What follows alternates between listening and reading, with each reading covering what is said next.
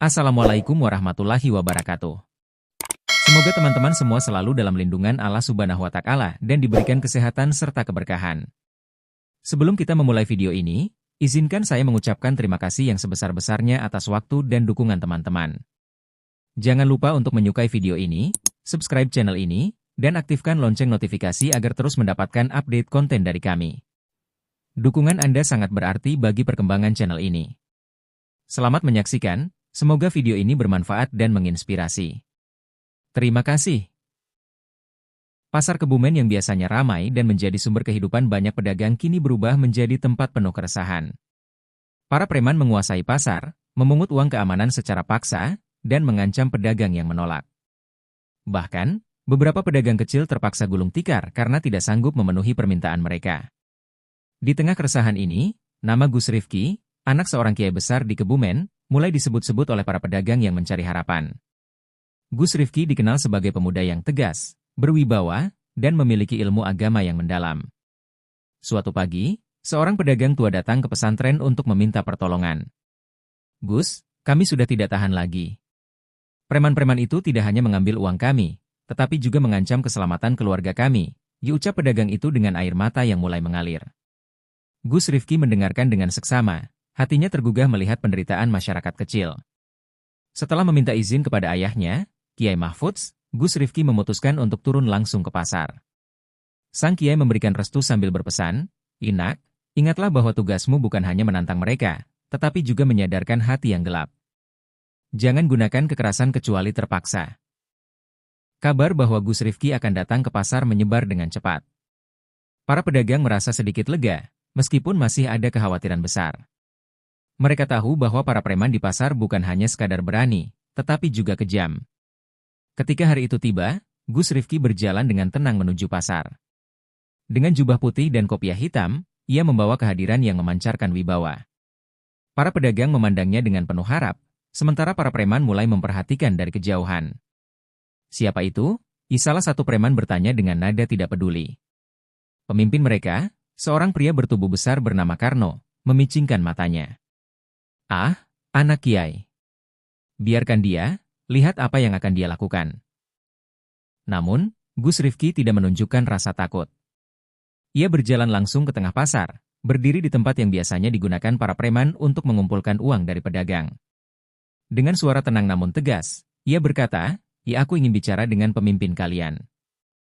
Karno, pemimpin preman pasar Kebumen, berjalan mendekati Gus Rifki dengan langkah berat. Tatapannya tajam, memperlihatkan otoritas yang selama ini membuat semua orang takut. "Jadi, ini anak Kiai yang katanya mau menghentikan kami," dikatanya sambil tersenyum sinis. Para preman lain berkumpul di belakang Karno, siap menghadapi apapun yang akan terjadi. Namun, Gus Rifki tetap tenang. "Betul," jawabnya dengan suara yang mantap. "Aku kesini bukan untuk mencari musuh, tapi untuk menyadarkan kalian. Kalian ini manusia, bukan binatang yang menghisap darah sesama." Ucapan itu membuat beberapa preman terkejut. Tidak ada yang pernah berbicara kepada mereka dengan cara seperti itu. Namun, Karno tidak gentar. "Hei, bocah. Jangan bicara soal agama atau moral di sini. Ini pasar, dan kami yang berkuasa. Kalau kamu tidak pergi sekarang, kamu tidak akan pulang dengan selamat." Ancaman itu diiringi gelak tawa para preman. Tapi Gus Rifki tidak menunjukkan ketakutan sedikit pun. Ia justru melangkah lebih dekat ke arah Karno. "Kamu pikir kekuatanmu hebat, Karno? Kekuatan yang sejati bukan tentang otot atau jumlah anak buah, melainkan keberanian untuk berbuat benar," ujarnya dengan penuh wibawa. Kehadiran Gus Rifki mulai menarik perhatian para pedagang dan pengunjung pasar. Mereka berhenti sejenak untuk melihat apa yang akan terjadi. Beberapa dari mereka berbisik, khawatir kalau Gus Rifki akan diserang. Namun, ada juga yang mulai merasa ada harapan baru. Karno mendekatkan wajahnya ke arah Gus Rifki, tatapannya tajam. "Anak Kiai, kamu pikir kami ini akan berubah hanya karena omonganmu?" dikatanya dengan nada mengejek. "Kami sudah seperti ini sejak lama. Ini hidup kami, dan kami tidak butuh ceramahmu." Gus Rifki tersenyum tipis.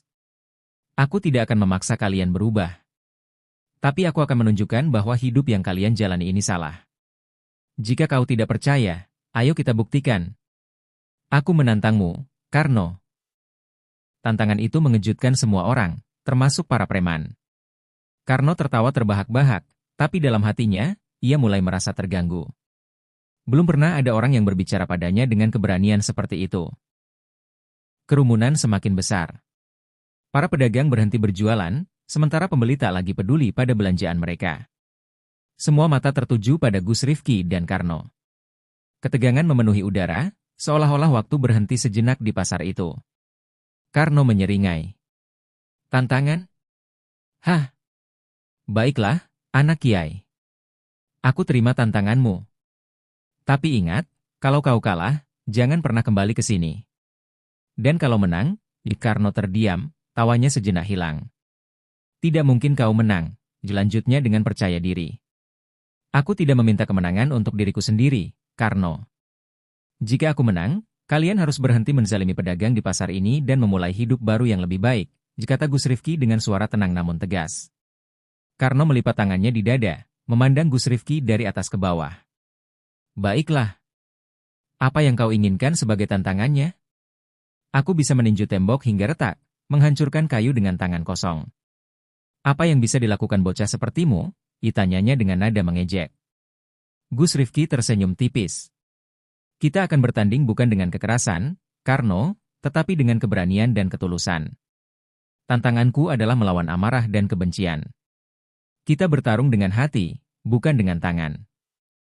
Para preman saling pandang, kebingungan. Mereka tidak memahami maksud Gus Rifki. Salah satu dari mereka berbisik, apa maksudnya itu? Tidak masuk akal.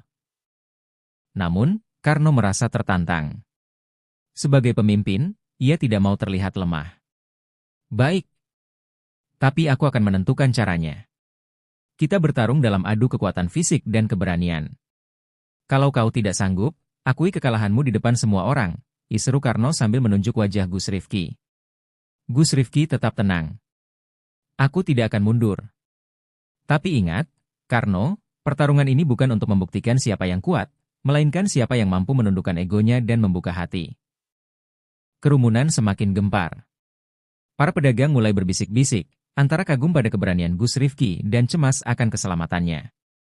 Sementara itu, para preman mengelilingi Karno, bersiap menyaksikan apa yang mereka anggap sebagai kekalahan seorang anak kiai. Di tengah hiruk-pikuk pasar Kebumen, sebuah lingkaran terbentuk.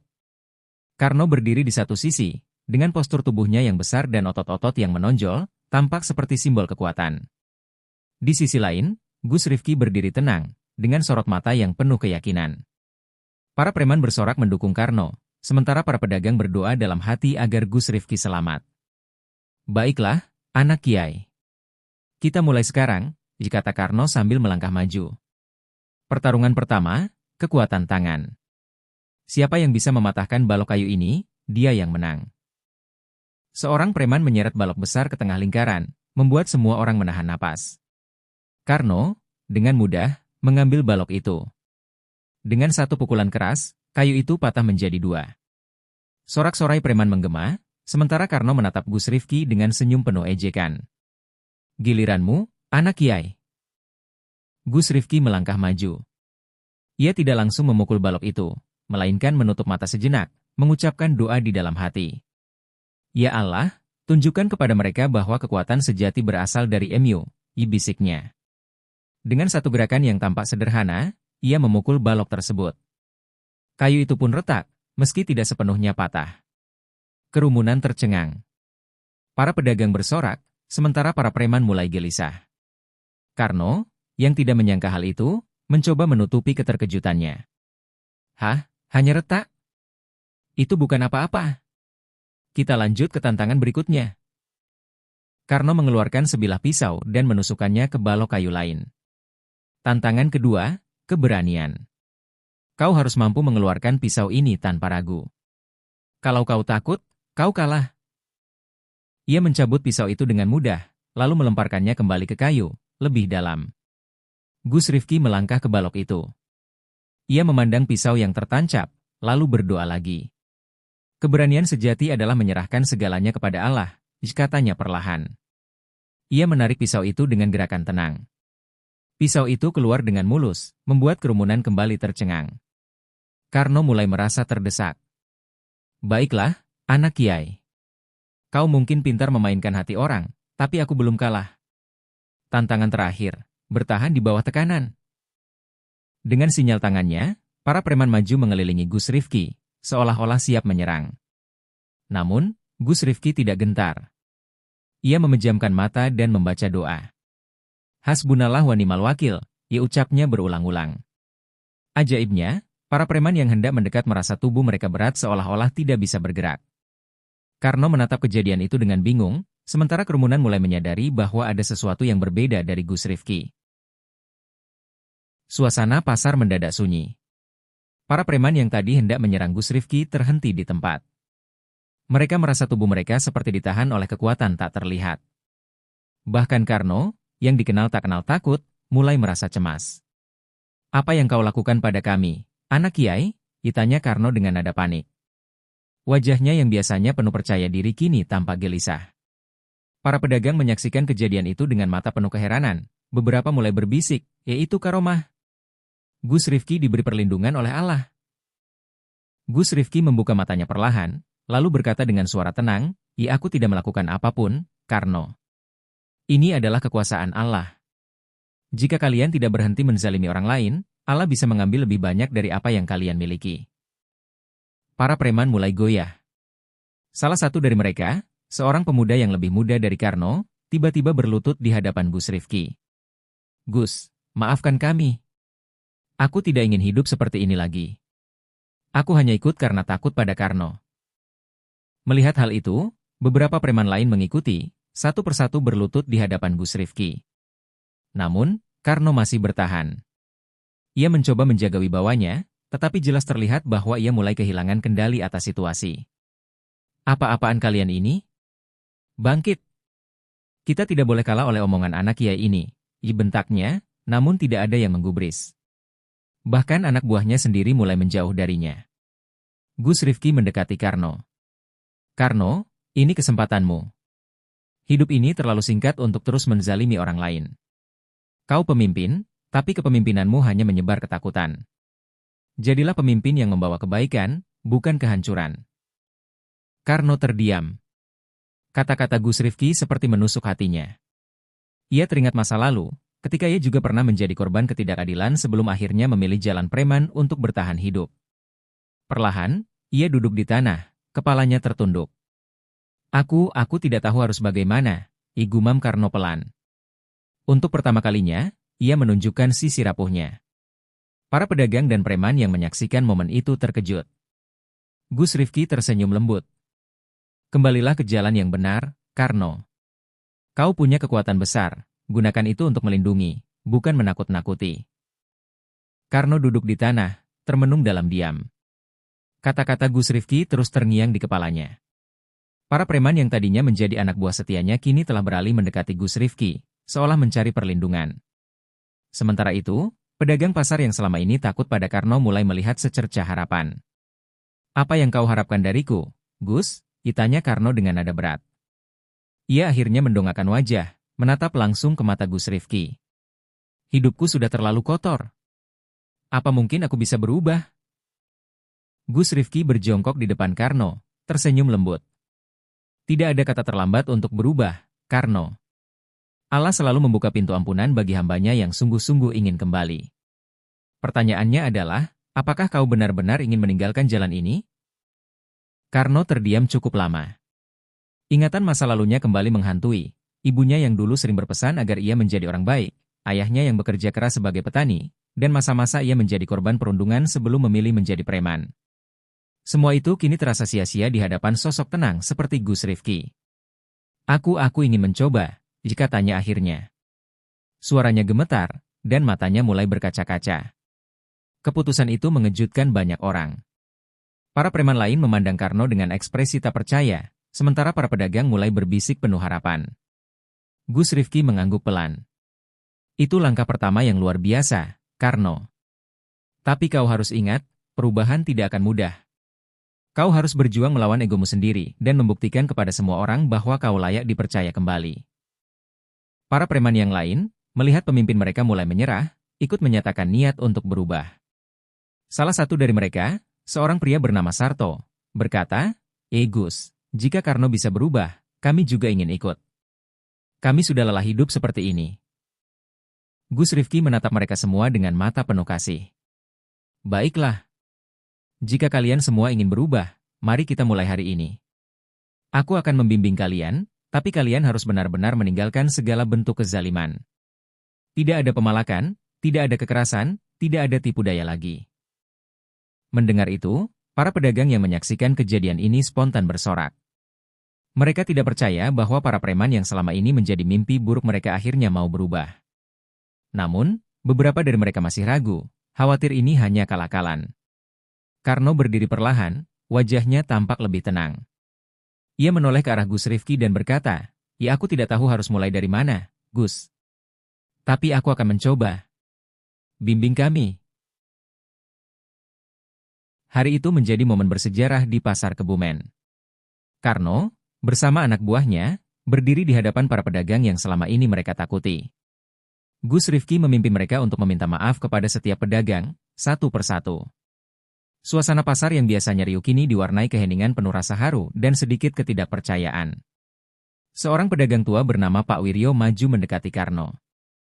Wajahnya masih menyiratkan keraguan, tetapi ia memberanikan diri berbicara. "Karno, sudah berapa kali kau memalak kami, mengambil uang hasil kerja keras kami? Apa jaminannya kalau kali ini kau benar-benar berubah?" Karno menundukkan kepala, suaranya berat ketika menjawab. "Aku tidak punya jaminan, Pak. Tapi aku berjanji di hadapan Allah dan semua orang di sini, aku tidak akan menyentuh uang haram lagi. Aku ingin menebus dosa-dosaku." Pak Wiryo terdiam, matanya berkaca-kaca. Ia menghela napas panjang sebelum berkata, kalau begitu, aku akan memberimu kesempatan, Karno. Jangan sia-siakan, karena kepercayaan itu mahal." Permintaan maaf demi permintaan maaf terus berlangsung. Beberapa pedagang menerima dengan hati terbuka, sementara yang lain masih menjaga jarak. Gus Rifki terus mendampingi, menguatkan Karno dan anak buahnya untuk menghadapi segala konsekuensi dari keputusan mereka. Setelah itu, Gus Rifki mengajak Karno dan para preman lainnya ke sebuah masjid kecil di dekat pasar. "Kita mulai langkah pertama ini dengan bersujud kepada Allah. Meminta ampunan dan memohon petunjuknya agar kita diberi kekuatan untuk berubah," kata Gus Rifki. Para preman, yang sebelumnya jarang sekali menginjakkan kaki di masjid, merasa canggung. Namun, melihat keteguhan Gus Rifki, mereka mengikuti langkahnya. Di masjid itu, Gus Rifki memimpin mereka sholat berjamaah. Karno, yang sebelumnya selalu angkuh, kini sujud dengan air mata yang mengalir deras. Selesai sholat, Gus Rifki mengajarkan mereka doa sederhana. "Mintalah kepada Allah dengan hati yang tulus. Katakan bahwa kalian ingin menjadi hambanya yang lebih baik. Jangan malu untuk menangis di hadapannya, karena tangisan itu tanda keikhlasan." Malam itu, perubahan mulai terasa. Para preman yang biasanya berbuat onar kini duduk bersama Gus Rifki, mendengarkan nasihatnya. Mereka mulai berdiskusi tentang bagaimana memperbaiki hidup mereka. Sarto mengusulkan, bagaimana kalau kita membantu para pedagang di pasar?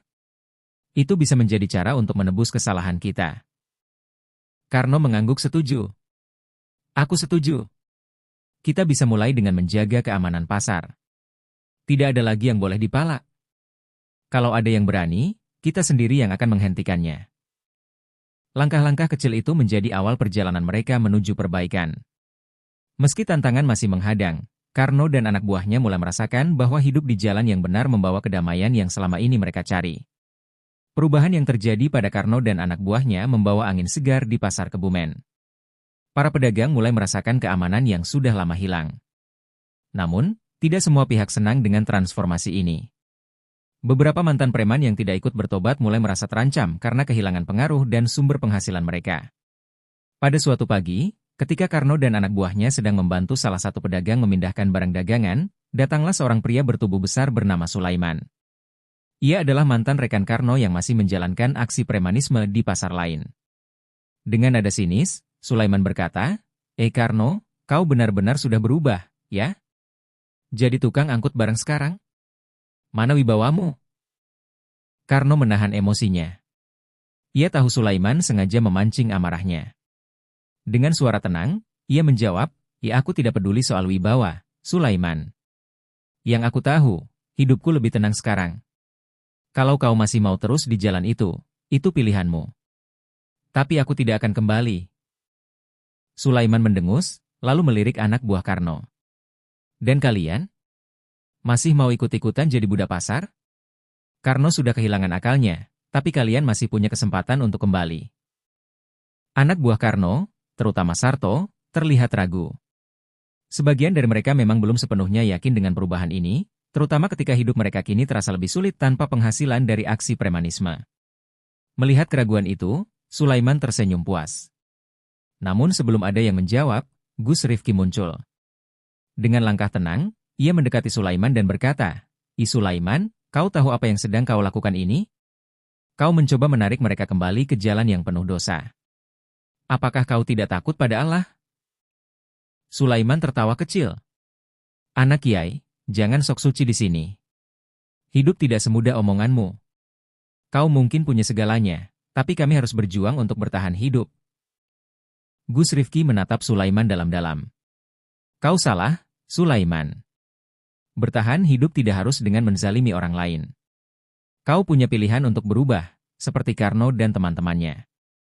Tapi jika kau memilih jalan ini, jangan heran kalau hidupmu akan semakin sulit. Sulaiman terlihat kesal.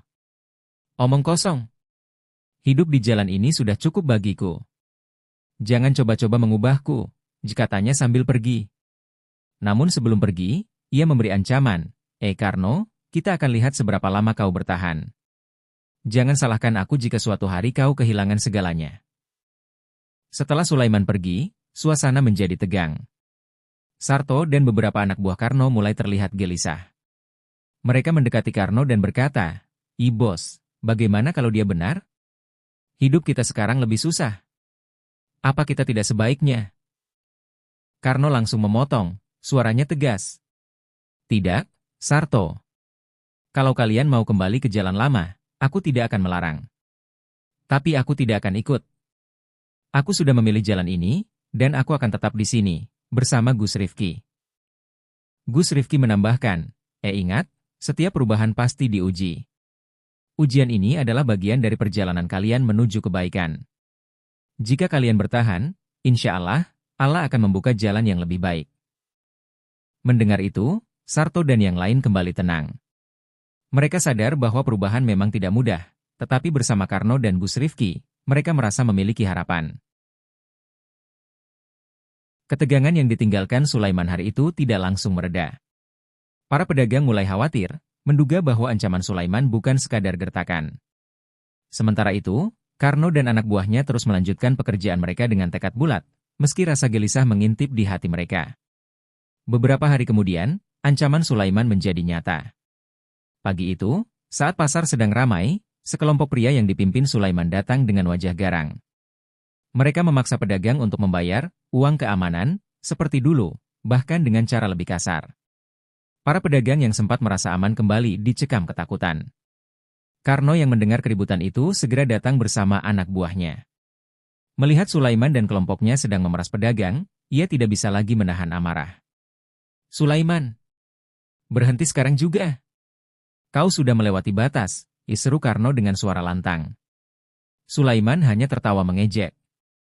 Jadi kau mau jadi pahlawan sekarang, Karno? Jangan lupa, aku yang dulu mengajarkanmu semua ini. Kau pikir kau bisa mengalahkan aku dan anak buahku? Katanya dengan nada penuh tantangan. Karno tidak menjawab. Ia maju mendekati Sulaiman, menatapnya dengan penuh keberanian. Pertarungan pun tak terhindarkan. Sulaiman memberi perintah kepada anak buahnya untuk menyerang, namun Karno dan teman-temannya yang telah bersatu dalam niat baik tidak mundur. Perkelahian sengit terjadi di tengah pasar. Di tengah kekacauan, Gus Rifki muncul. Ia tidak ikut campur secara fisik, tetapi berdiri di tengah pasar, berdoa dan meminta perlindungan kepada Allah. Doanya membuat suasana berubah. Para pedagang yang awalnya ketakutan mulai berani berdiri di belakang Karno, memberikan dukungan moral. Satu persatu anak buah Sulaiman mulai kelelahan, sementara Karno dan timnya tetap teguh. Akhirnya, Sulaiman pun kalah. Ia terjatuh, dengan wajah penuh amarah dan rasa malu. Karno menghampirinya dan berkata, aku tidak membencimu, Sulaiman. Kalau kau mau berubah, aku dan Gus Rifki akan membantumu. Sulaiman terdiam. Kata-kata Karno dan keberanian timnya membuatnya merenung. Dengan suara pelan, ia bertanya, kenapa kau masih peduli padaku, setelah semua yang kulakukan?"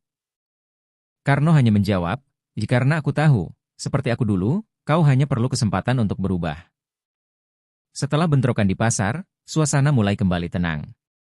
Para pedagang yang sebelumnya hidup dalam ketakutan kini bisa bernapas lega. Karno dan anak buahnya berhasil menjaga keamanan pasar, tetapi momen itu lebih dari sekadar kemenangan fisik. Itu adalah langkah besar menuju perubahan yang lebih baik. Sulaiman, yang sebelumnya penuh amarah, kini duduk diam di salah satu sudut pasar. Wajahnya menunduk, tubuhnya terlihat lemah. Gus Rifki mendekatinya dengan senyum lembut. "Sulaiman, Allah selalu memberikan kesempatan kepada siapapun yang mau bertobat. Jangan sia-siakan kesempatan ini," katanya penuh kasih. Sulaiman menatap Gus Rifki dengan mata berkaca-kaca. "Aku tidak tahu apakah aku bisa berubah. Hidupku terlalu jauh dari kebaikan," katanya lirih. Gus Rifki menjawab, perubahan bukan soal seberapa jauh perjalananmu sebelumnya, tapi soal langkah pertama yang kau ambil hari ini. Allah Maha Pengampun, Sulaiman." Sulaiman terdiam lama, memikirkan kata-kata itu. Kemudian, ia memandang Karno, yang berdiri bersama anak buahnya. "Karno, aku salah menilai jalan yang kau pilih. Mungkin ini waktuku untuk mencoba," katanya dengan suara berat. Karno tersenyum lebar, lalu mengulurkan tangan. "Aku di sini untuk membantumu, seperti dulu kau membantuku." Hari itu menjadi momen bersejarah di pasar Kebumen. Sulaiman dan beberapa anak buahnya yang tersisa memutuskan untuk bergabung dengan Karno dalam menjaga keamanan pasar. Mereka meninggalkan jalan premanisme, mengikuti arahan Gus Rifki dalam mencari kehidupan yang lebih baik. Perubahan ini membawa dampak besar bagi pasar Kebumen. Tidak hanya menjadi tempat yang aman, tetapi juga menjadi simbol perubahan dan harapan. Para pedagang kini bekerja dengan tenang, tanpa rasa takut akan pemerasan atau ancaman dari preman. Pasar itu pun semakin ramai dengan pembeli yang percaya akan keamanannya. Gus Rifki terus membimbing Karno, Sulaiman, dan kelompok mereka. Ia mengajarkan nilai-nilai agama, keikhlasan, dan kerja keras. Di sela-sela bimbingannya, ia selalu mengingatkan, ingat, kemenangan sejati adalah kemenangan hati, ketika kita mampu mengalahkan hawa nafsu dan memilih jalan yang diridai Allah. Dengan perubahan yang terjadi, Karno dan kelompoknya kini dikenal bukan sebagai preman, tetapi sebagai penjaga pasar Kebumen. Mereka menjadi teladan bagi banyak orang, bahwa siapapun bisa berubah jika diberi kesempatan dan bimbingan. Perjalanan mereka membuktikan bahwa keikhlasan dan doa dapat mengubah yang tidak mungkin menjadi mungkin. Sekian. Terima kasih.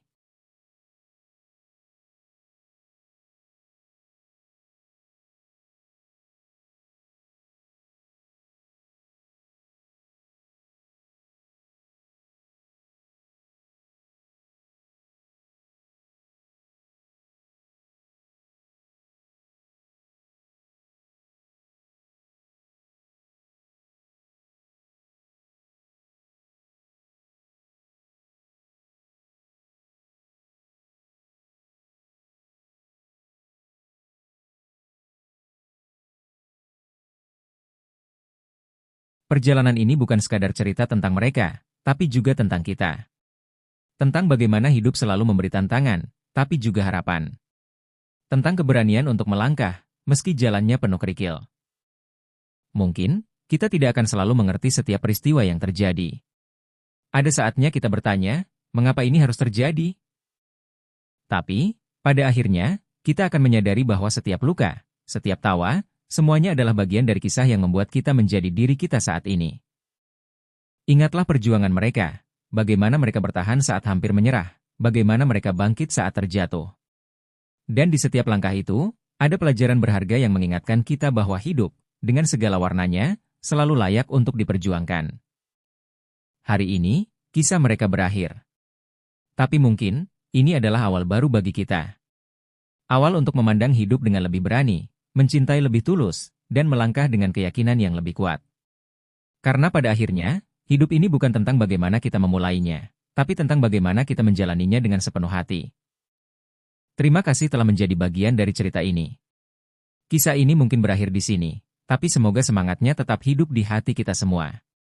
Hingga kita berjumpa lagi, mari kita terus menulis kisah yang indah dalam hidup masing-masing.